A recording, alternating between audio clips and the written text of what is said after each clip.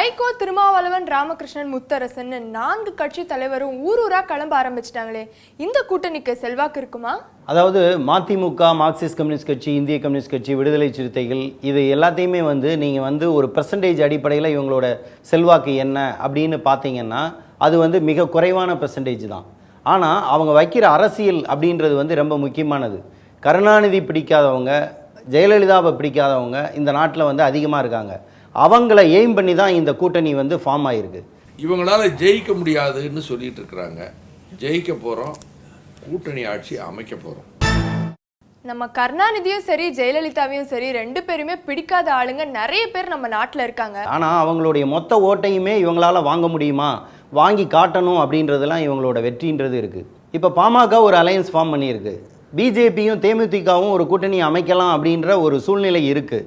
இந்த நேரத்தில் ஓட்டுகள் உடைகிறதுக்கு வாய்ப்பு இருக்குது. இதுதான் இந்த கூட்டணியுடைய மிகப்பெரிய மைனஸ்.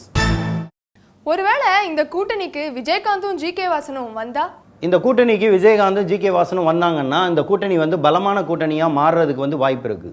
விஜயகாந்துக்கு 2 எய்ம் தான். ஒன்று கருணாநிதி, ஜெயலலிதா இந்த 2 பேருமே வரக்கூடாது அப்படின்றது அவர் காலங்காலமாக சொல்லிகிட்டு இருக்கிற ஒரு விஷயம். 2வது தன்னை சிஎம் கேண்டிடேட்டாக இவங்க அறிவிப்பாங்களா அப்படின்ற ஒரு தயக்கம் அவருக்கு இருக்குது. எனக்கு கிடைச்ச தகவல் என்னென்னா 100 தொகுதிகள் தேமுதிகவுக்கு கொடுக்கலாம், அவரை முதல்வர் வேட்பாளராக அறிவிக்கலாம் அப்படின்ற ஒரு மனநிலை இந்த தலைவர்களுக்குள்ளே வந்திருக்கிறதாக சொல்லப்படுது. ஆனால் அவரை முதலமைச்சர் வேட்பாளரை அறிவிக்கிறதுலேயே நிறைய ப்ராப்ளங்கள் இருக்குது. இந்த கூட்டணிக்கு முதலமைச்சர் வேட்பாளர் அப்படின்றது ஒன்று வேண்டாம், எங்களுடைய தேர்தல் அறிக்கை தான் முதலமைச்சர் வேட்பாளர் அப்படின்னு இவங்க டிசைட் பண்ணி ஒரு 4 மாதம் ஆச்சு. 2 வாரத்துக்கு முன்னாடி திருமாவளவனை முதலமைச்சர் வேட்பாளராக அறிவிக்கணும் அப்படின்ற ஒரு சர்ச்சை கிளம்பி நின்றுச்சு.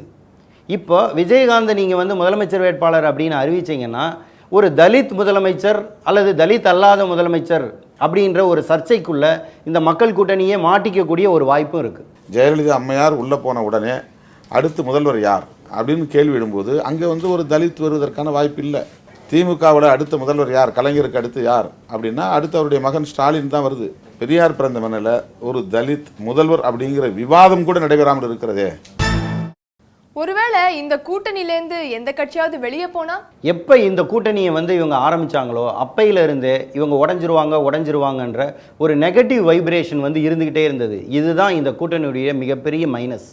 இது உண்மையான கூட்டணி, இது உறுதியான கூட்டணி, இது விலகாத கூட்டணி, இது விடியலுக்கான கூட்டணி. எங்க நீங்க பேசி முடிங்க, டீ சாப்பிட்டு வந்துடுறேன். நான் வர வைக்கிறேன், டீ உட்காருங்க, விட்டா தெரிச்சு ஓடிடுங்க போல. செல்ஃபி எடுத்துக்கோமா, எல்லாம் செல்ஃபி. எனக்கு தெரியாதுங்க சொல்லிட்டாங்க அப்படிங்கிற எனக்கு தெரியாதுமோ அப்படிங்கிறோமோ நானும் சொல்றேமோ அப்படின்னா நீங்க நம்பணுமோ, எனக்கு தெரியாதுமோ சொல்றாங்களோ அப்படின்னா என்ன